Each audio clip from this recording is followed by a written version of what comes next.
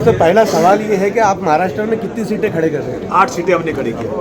और इसका आपका IME का जो तो आपसे टाइप है, तो जो कई सीटें जो तो आपने डबल खड़ी करी है, उसके बारे में क्या कहें? राजनीति में एक लफ्ज़ है फ्रेंडली फाइट, मंत्री पूरी लड़त में, तो वही है। 2 सीटें हमारी वो हैं, बाकी 6 सीटें हमारी और हैं। और हमारा लड़ना ज़रूरी इसलिए है कि हम इस देश की तीसरी बड़ी पार्टी है। 37 MPs हमारे चुन कर आए हैं। हमारा टेम्पो भी तो हाई है ना, तो हम अपनी पार्टी को राष्ट्रीय पार्टी बनाना चाहते हैं। लेकिन कुछ लोग चाहते हैं कि हम लोग जहाँ हैं वहीं खड़े रहें, तो इसलिए हम आगे बढ़ रहे हैं। लेकिन और सीटों पर जहाँ जहाँ हम नहीं लड़ रहे हैं, उन सीटों पर चाहे मुझसे महाविकास अघाड़ी मदद मांगे या न मांगे, मुझे भगाए या कुछ भी करे, फिर मैं जाऊँगा और मदद करूँगा। आपको क्या लगता है, आपका और महाविकास आघाड़ी का मैनिफेस्टो सेम है क्या? हाँ, बिल्कुल मिलता जुलता है। आपके मैनिफेस्टो के 2-4 जो तो वो बताइए। नहीं, मेरे मैनिफेस्टो में ये है, हमने उसमें कहा कि जो भी मतलब हुजूर सल्लल्लाहु अलैहि वसल्लम हो या बड़ी पर्सनालिटीज जो है, हाँ, उसके बारे में जो गलत बोलेगा ना, उस पर UAPA लगना चाहिए। हमारे यहाँ ये है, हमारे में 5% रिजर्वेशन हमको मिलना ही चाहिए। हम 10 की मांग कर रहे हैं। क्यों मांग कर रहे हैं? हम मांग इसलिए कर रहे हैं कि राजेंद्र सच्चर कमेटी, जो राजेंद्र साहब सुप्रीम कोर्ट के जज थे, रंगनाथ मिश्रा सुप्रीम कोर्ट के जज थे, IAS अफसर थे, रहमान साहब, इन सब ने पूरा देश का सर्वे करने के बाद ये कहा है। अब ये लोग कहते हैं धर्म के नाम, अरे बुद्धू लोग, हम धर्म का नाम मांग नहीं रहे हैं। हम धर्म का नाम कहाँ मांग रहे हैं? हम मांग रहे हैं जो मुस्लिम डिप्रेसिव हैं, जो मुस्लिम निचले तबके के हैं, दबे कुचले हैं, और जिसको कोर्ट ने माना है, उसके रिजर्वेशन मांग रहे हैं।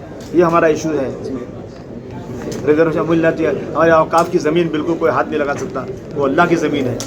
जब तक दुनिया रहेगी, ज़मीन रहेगी वो। और ये हमारी ज़मीन पर कब्जा करना चाहते हैं। ये माफिया लोग हैं, भू माफिया।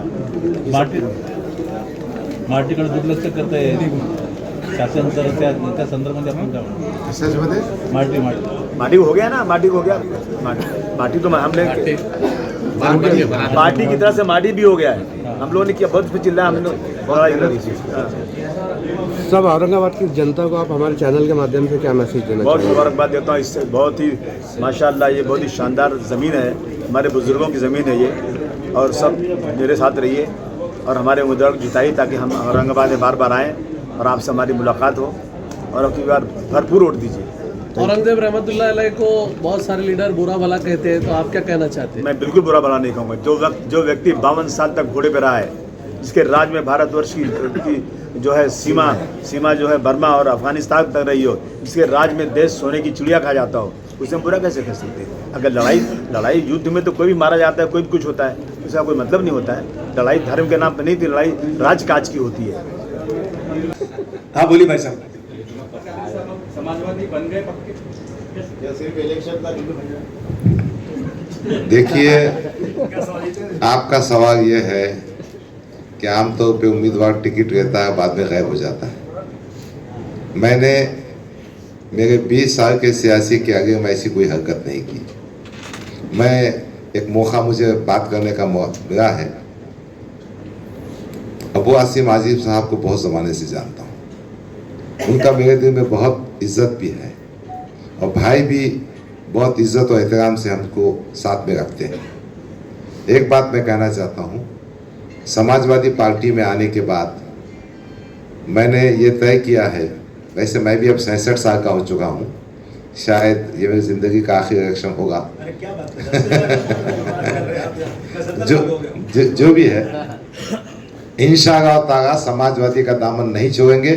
अबू आसिम आज़मी की क़ियादत में अपना सियासी सफ़र महाराष्ट्र में और हिंदुस्तान में अखिलेश यादव की क़ियादत में पूरा करेंगे इंशाअल्लाह ताला।